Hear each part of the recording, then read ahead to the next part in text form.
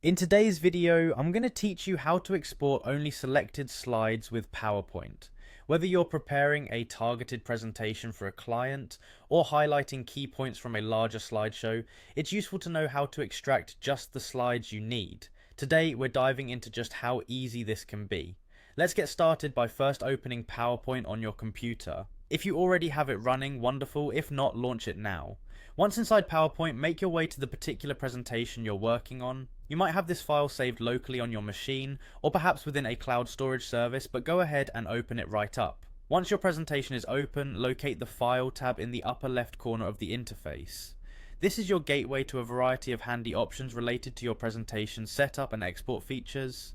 Click on File and you'll see a menu on the left hand side of your screen featuring several options including New, Open, Save and of course Print.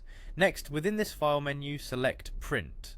Now I know when you think of exporting slides, printing might not be the first option that comes to mind, but bear with me.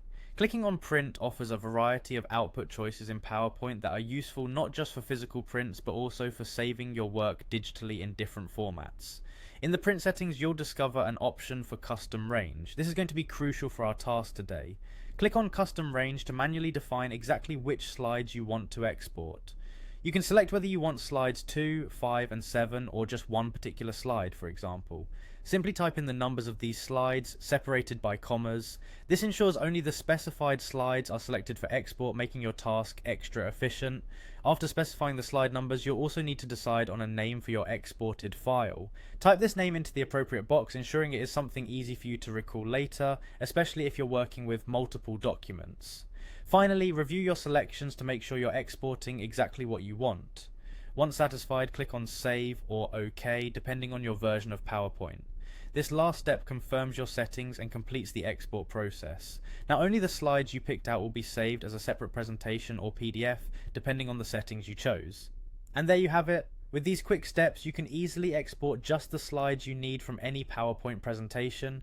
It's simple, efficient, and saves both time and space, especially when you're dealing with large PowerPoint files. I hope you found this guide helpful. Keep these tips in your toolkit for the next time you need to share your presentations more selectively. Happy presenting!